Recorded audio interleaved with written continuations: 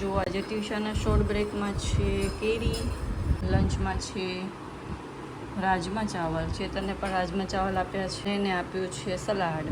તો આજે આજનું છે ટિફિન.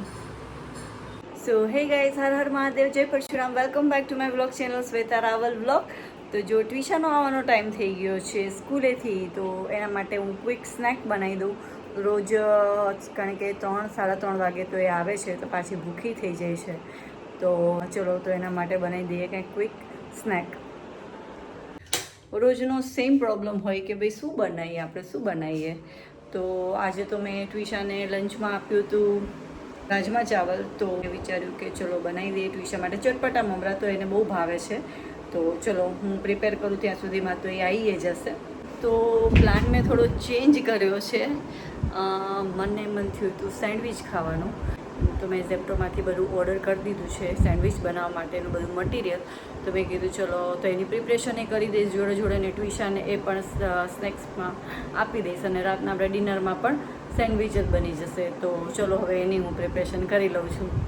થઈ ગઈ છે પ્રિપરેશન. વેજીટેબલ કટ કરી દીધા છે, ચીઝને મેં ખમણી નાખ્યું છે, અને જુઓ ચટણી પણ લીલી બનાવી દીધી છે.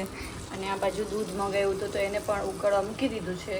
અને આ જે દૂધ છે બીજું હતું એને મેં દહીં જમવા મૂકી દીધું બપોરે. તો એક બ્રેડ પણ હું જોડે જોડે શેકી રહી છું, બ્રેડ બટર ખાવા માટે, તો એ પણ થાય છે જોડે જોડે.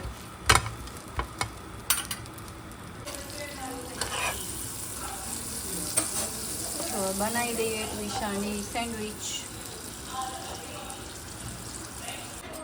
જો થઈ ગઈ ટ્વિશાની સેન્ડવિચ.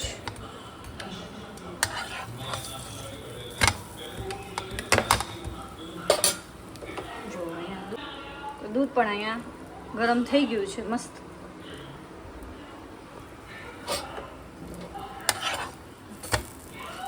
ચલો સરસ થઈ ગઈ.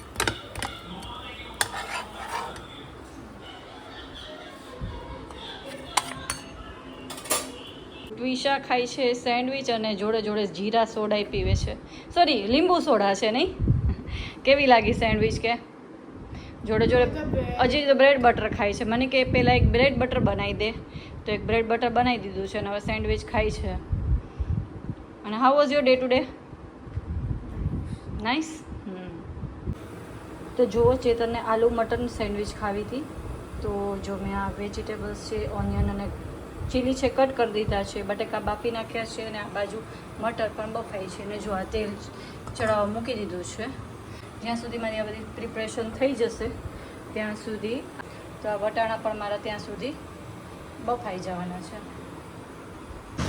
તો જુઓ, ટ્વિશાને લેવા માટે હું આવી ગઈ હતી, બટ હજુ એ છૂટી નથી, અને હજુ ગેમ ચાલુ હતી. આને કહેવાય ટ્રાયંગલ ગેમ, જે લોકો રમી રહ્યા હતા. ને પછી મેં વિચાર્યું કે ચલો આજે આનો પણ ટ્વિશાનો પણ વિડીયો લઈ લઈએ.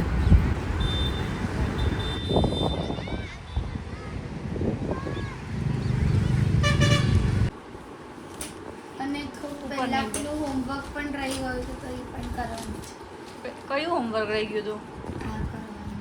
હા, જો ટ્વિશા તારો પાટો બતાવતો, તો જો ટ્વિશાને આવી ગયો છે ક્રેમ્પ આજે ક્રિકેટ રમતા રમતા.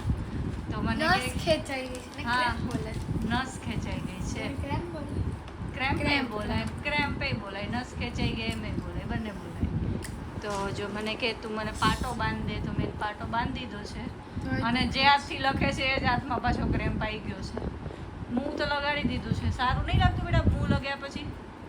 નહીં મટી જશે.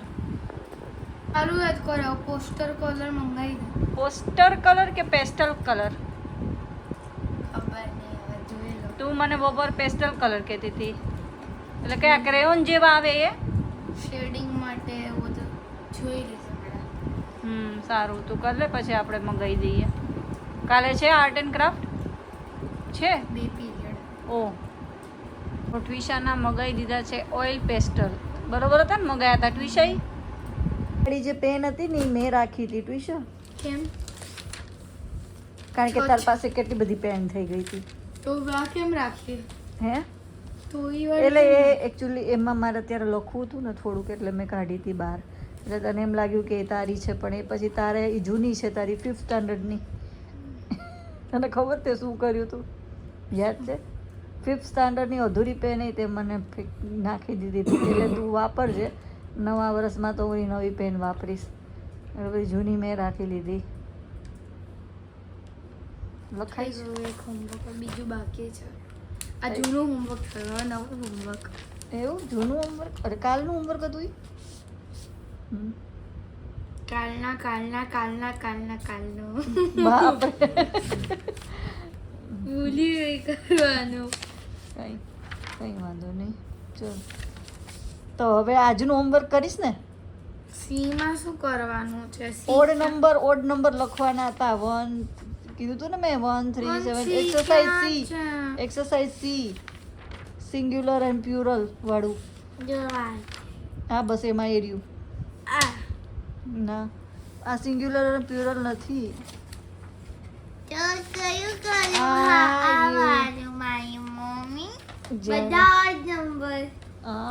બધા ઓડ નંબર છે. કરો તો જો કેમલ બ્રાન્ડના ઓઇલ પેસ્ટલ કલર લઈ લીધા છે અને હોમવર્ક એ થઈ ગયું છે. તો હવે કરે છે બેકપેક.